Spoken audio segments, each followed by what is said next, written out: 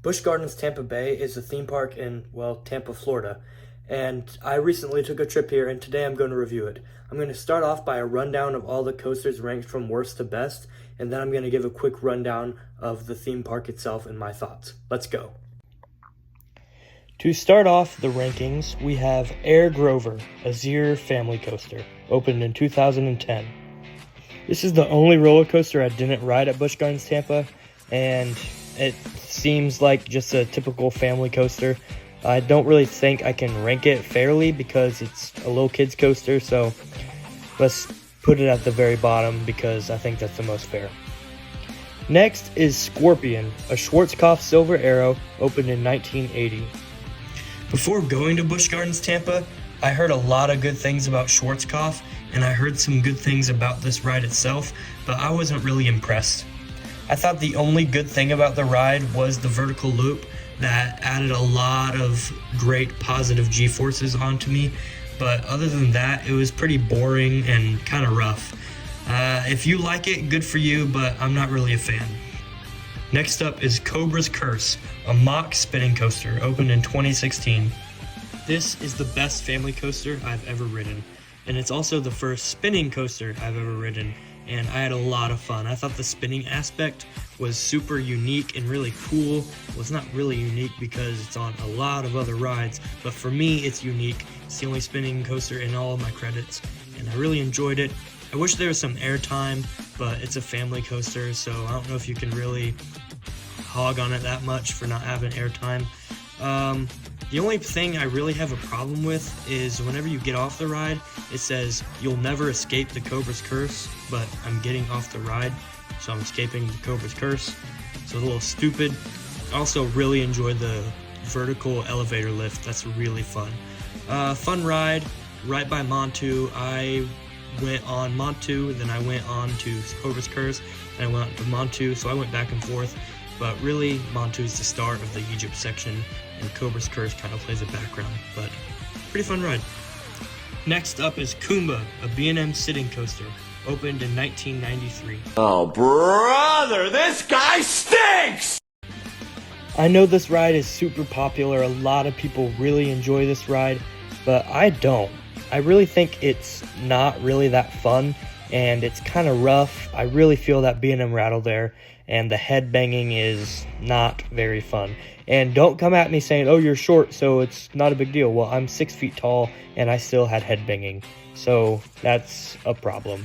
The vertical loops are pretty forceful, but I'm not a really big fan, but I don't think I can put it behind a family coaster, so it goes ahead of the family coaster, even though I had more fun on Cobra's Curse. But just overall, I think Kumba's the better ride over Cobra's Curse. Next up is Shikra, a B&M dive coaster, opened in 2005. This ride is really fun, and it's also very nice looking. I was lucky to get 2 rides on it with Quick Queue, even though with the pass that we got, you can only get 1 ride, but my brother didn't want to ride it, so I just took his Quick Queue and got on it twice and had a lot of fun. I think that the second vertical drop is better than the first one, even though it's shorter, but the second vertical drop takes you into this giant tunnel, and I like tunnels. I am a sucker for tunnel and head choppers, so there's that. I don't think I can move it higher in the rankings, but I really think this is a really fun ride, and it is a must when you go to BGT. Next up is Cheetah Hunt, an Intamin Blitz, opened in 2011.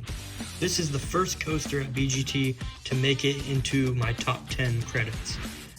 It's so fun. I really enjoy it. It's so snappy. It's whippy. I don't like the over-the-shoulder restraints, but it's fine. I don't mind it. I'm not a big restraint whiner. Other than the restraints, I think this is a really fun ride. The theming's awesome. I like how it's really low to the ground, and the launch up into the Busch Gardens logo tree looking thing is awesome. And you feel like you're gonna fall off the coaster, but you don't, because you're secured and you're not gonna fall off the coaster. That's just silly. Really fun ride, and another must do when you go to BGT. Next up is Tigress, a Premier Ride Skyrocket 2, opened in 2019. I'm really intrigued and interested in Skyrocket 2s. I'm planning a video on the Skyrocket 2 model itself, so stay tuned for that. But Tigris itself is super fun. The launch is awesome. I love the backwards section, and I really think this ride is in the back. I was surprisingly got airtime. I was super excited about that because I didn't think I was going to get airtime. This was my first ride of the day, and it really got it off to a bang. The comfort collars aren't bad, but they're still comfort collars, and I love the hang time. Oh my gosh, that hang time is insane. Thank you SeaWorld for planning these in a lot of your parks, because whenever I go to more of SeaWorld parks, I get to ride more Skyrocket 2s, which I really enjoy. And next up, we have Montu, a B&M invert opened in 1996. This is the best B&M invert. I've only ridden 2, but I know it's the best B&M invert. It is so stinking fun. The theming, the intensity, the airtime too, which was not expected, but you got it. I really love this in the front row because you get to feel all those forces just being pressed onto you, and it's so intense and it's so fun. I had a big smile on my face. I was screaming out all the elements, had so much fun, and that Batwing is something else.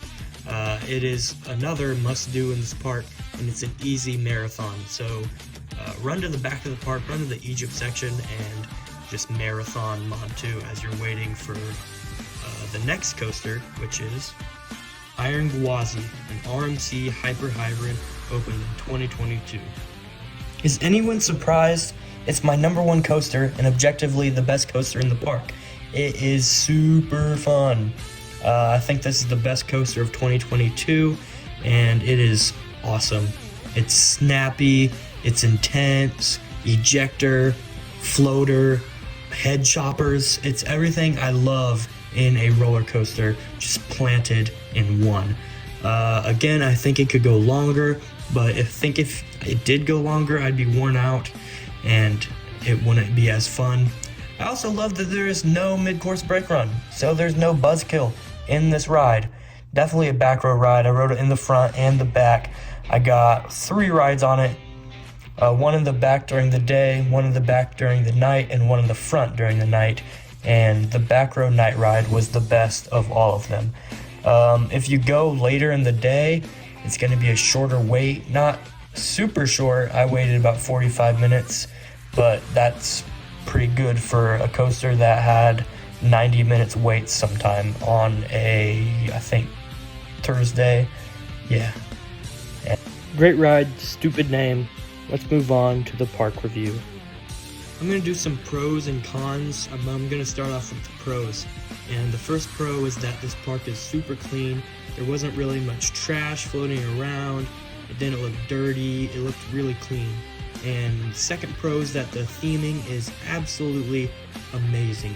I didn't even realize that I was in downtown Tampa. I thought I was in a whole different world, secluded from all the rest of Florida. It was really nice. I really felt like I was in Egypt when I was in the Egypt section. Not really. I was in Egypt in spirit. But some cons are the food is quite It's not really great. But what are you expecting? It's not going to expect 5-star food whenever you're going to a theme park. Really, whenever you eat at a theme park, if you're an enthusiast, you want to get the food done as quickly as possible so you can get on to the more rides. Another con is that the ops are super slow. Like, there are some 300-second loading times. It was quite sad. They should really take down those screens so that enthusiasts like me don't make fun of them, because it's pretty easy to make fun of slow operations. But other than that, this park is awesome. Definitely go there. If you're going to Orlando, make the little hour drive north to Tampa if you really want to get some good coasters in. If you're going to the Gulf Coast on that east side near Tampa, like Clearwater Beach or even Fort Myers, you can drive up to Tampa and get into that park because it's amazing. It's a must when you're in that area. Great rides, great theming. It's a really, really fun park, and it is probably my second favorite park of all time, behind Kings Island. That's all I have for you today. Thank you for watching. Please subscribe. Please. I'm trying to grow. It'd be great if I can grow pretty quickly this year. That's really my goal.